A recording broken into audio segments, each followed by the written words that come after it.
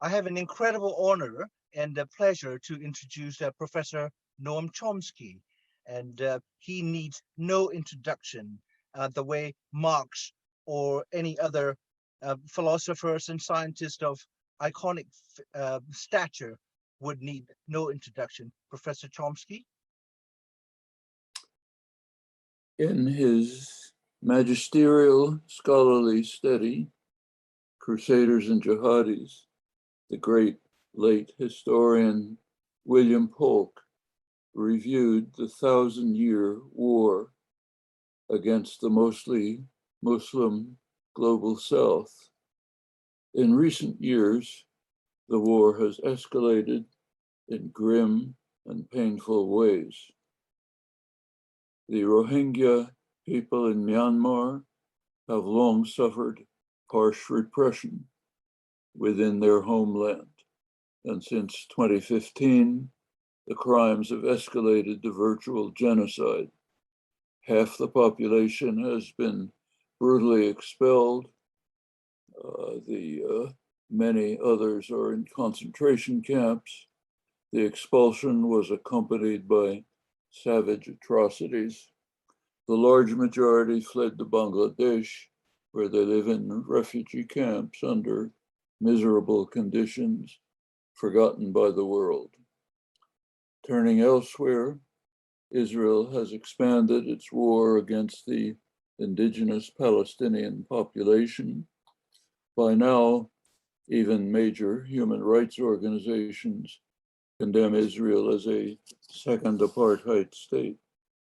Just today, Amnesty International joined Human Rights Watch in issuing this condemnation. 2 million Palestinians, half of them children, seek to survive in densely populated Gaza, justly described as an open-air prison. The prisoners are deprived even of potable water. Power and sewage systems have been smashed by periodic Israeli bombing. The rich fishing areas are barred to Gazans by Israeli gunboats. Official Israeli policy is to keep Gazans on what the official in charge called a diet, barely enough to survive, not enough for a toy or a bar of chocolate for a child living in the wreckage. Gaza is also subject to regular murderous military assaults, attacks that are justified on completely fraudulent pretexts. All of this takes place with US provided weapons and firm US diplomatic support, which under Trump reached the level of gratuitous savagery. Many Gazans survive on meager international support from UNRWA. Trump cut the lifeline, charging that Palestinians didn't treat him with enough respect after he had joined Israel in violating international law and Security Council orders by authorizing its illegal annexation of the Golan Heights and of greatly expanded Jerusalem. In the occupied West Bank, Palestinian villagers and farmers are attacked almost daily by violent, illegal settlers with complete impunity. Sometimes the Israeli army watches, sometimes participates, sometimes arrests victims of the attack. All of this proceeds because of firm US support in violation not only of law, but of world opinion, and even growing parts of American opinion. And these examples are awful enough, but they're far from the worst. The criminal invasion of Iraq killed hundreds of thousands of Iraqis, created millions of refugees, stirred up ethnic conflicts that have torn the region apart. One of the major crimes of the modern era, there should be no need for further comment. That is not all by any means. The pathology of Islamophobia is growing throughout the West.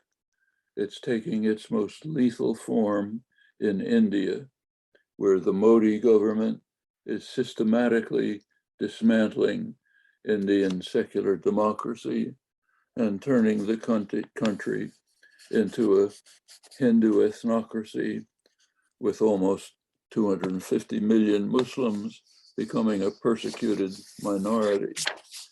The assault is taking other forms as well, including a general attack on independent thought and the educational system, primarily directed against Muslim victims, but by now expanding beyond.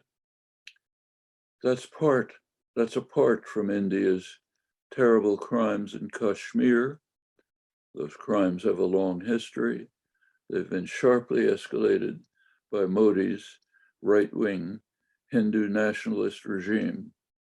Kashmir is now brutally occupied territory under harsh military control, similar in some ways to occupied Palestine. There are some bright spots, like Kerala, and there's courageous resistance everywhere. But the 1,000-year war that William Polk eloquently described continues to be waged in full force. The situation in South Asia is particularly painful, not only because of what is happening in Pakistan as well, but also because of what is not happening. It's not a secret that if current trends persist, much of South Asia will be literally uninhabitable in the not distant future because of the ongoing destruction of the environment. There are feasible steps that can be taken to avert this horrendous catastrophe. They are not being taken at anything even close to what is needed. Instead, policies are directed to cruel repression and preparation for terminal war. The crime, of course, is not restricted to South Asia. The massive burden of guilt lies on the rich countries of the West, but the global South, which did not create the crisis, will be its most tragic victims, indeed already are, with South Asia's torment among the worst. There is hope, there are opportunities, not for long.